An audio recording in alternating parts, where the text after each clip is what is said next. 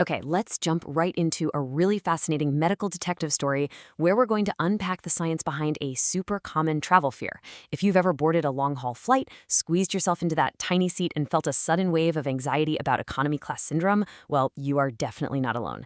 In this explainer, we're going to look closely at the hard epidemiological evidence to figure out if air travel actually causes dangerous blood clots. And, more importantly, we'll talk about how you can protect yourself.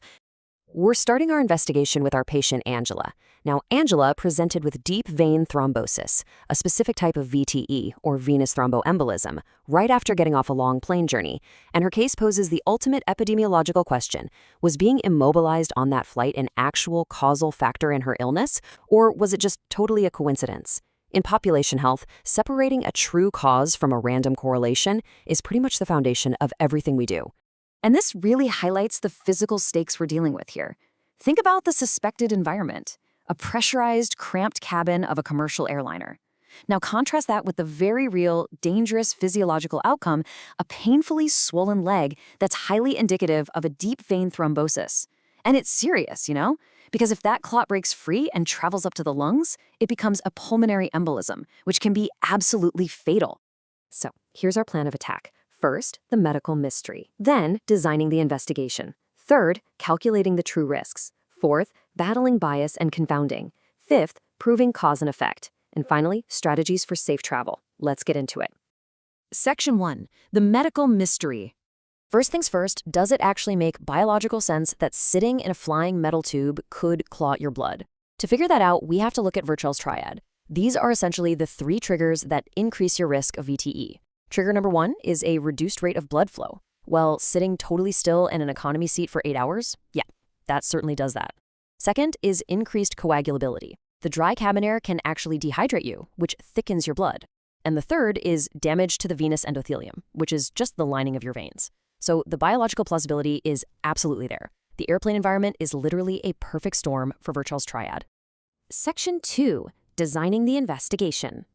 But hey, having a biologically plausible theory isn't enough. We need hard data. Epidemiologists generally rely on 2 main tools here. A cohort study looks forward, meaning you take, say, 10,000 people who fly and 10,000 who don't, and you wait to see who gets sick. The problem? VTE is actually pretty rare, affecting only about 1 in 1,000 people a year. You'd be waiting forever. So instead, an epidemiologist investigating rare events uses what's called a case control approach. We start with the sick patients, the cases, and match them up with healthy controls. Then we look backward in time to see if the sick people had a higher history of long-distance air travel. Section 3. Calculating the true risks. Okay, let's look at how the math actually works in a real-world investigation. Specifically, a landmark 1999 case control study by Ferrari and colleagues. By mapping the data out, the picture becomes incredibly clear. Ferrari found 160 patients who showed up to the hospital with a VTE. These are our cases. He then found 160 healthy controls. When he asked both groups about their travel history over the past 4 weeks, 39 of the sick patients had traveled long distance. But when looking at the healthy controls, only 12 had taken a long trip. And that brings us to this absolutely crucial number, 3.98. This is what epidemiologists call the odds ratio. By crunching the numbers from that study, we discovered that the odds of a VTE case having recently traveled long distance is nearly 4 times higher than a healthy control. I mean, that is a massive red flag pointing straight at air travel. Section 4. Battling bias and confounding. But hold on. Before we close the case and blame the airlines entirely, we have to rule out tampered evidence and false leads. Just because 2 things are associated doesn't automatically mean one caused the other. Investigators must actively hunt down confounding factors. You can think of a confounding factor as a hidden accomplice. For example, what if older people are just way more likely to take long-haul vacation flights, and older people are also inherently more likely to get blood clots?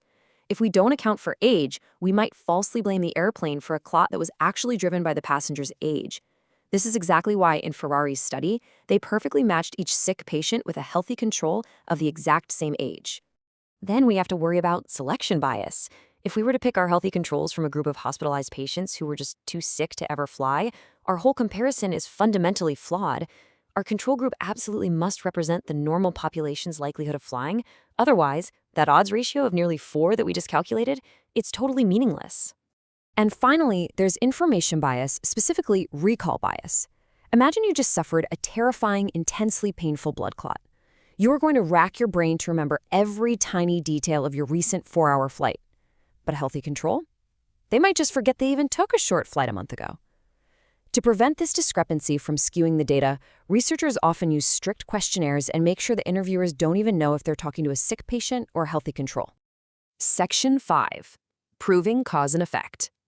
So, assuming our study survived those nasty biases and successfully controlled for the hidden accomplices, we take our evidence to the highest court of science, the Bradford Hill criteria. It's a very strict checklist to prove causation. Is the association strong? Yes, an odds ratio of nearly 4 is very strong. Is there a dose response? Amazingly, yes. Studies show that flying more than 12 hours actually triples your risk, while flying just 4 hours only doubles it. We already proved biological plausibility with Virchow's triad earlier, and obviously, the flight happened before the clot, giving us temporal sequence. It passes. We have officially moved from a mere correlation to a definitive cause. Section 6. Strategies for safe travel. Now that we know the risk is absolutely real, what do we actually do with this information? Preventing DVT isn't just a burden on you. It requires individuals taking action, sure, but it also requires society, like airlines and governments, redesigning the travel environment entirely. Things like seat density and cabin oxygen levels matter. But since you can't personally rebuild an airplane before your next vacation, let's focus on what you can control. For the average flyer with no pre-existing conditions, the evidence points to simple mechanics. Keep the blood flowing. Stay hydrated, and no, alcohol doesn't count, it actually dehydrates you further. Perform frequent calf exercises right in your seat. If you can, grab an aisle seat so you can easily walk around every few hours. And vitally, don't trap your legs behind your heavy hand luggage. Give your feet the room they need to move. However, if you happen to fall into a high-risk category, meaning you've had recent major surgery, you're pregnant, you have a BMI over 30, or a previous history of VTE, the medical interventions scale up pretty drastically. You shouldn't just rely on walking the aisles. You really need to consult a doctor. Interventions might include wearing correctly fitted, graduated compression stockings, which randomized controlled trials have shown to be highly effective. In some extreme cases, your doctor might even prescribe a blood thinner, like low molecular weight heparin, to take right before you board. Ultimately, the epidemiological detectives have done their job. Science has solved the mystery of the economy class syndrome, successfully cutting through the noise of bias and confounding to prove that long-haul flights really do carry a real risk. But, knowledge is only power if you actually use it. So based on the evidence we've covered today, what is your personal risk profile, and what actionable steps will you take to protect yourself the next time you book a ticket? Stay curious, stay informed, and travel safely.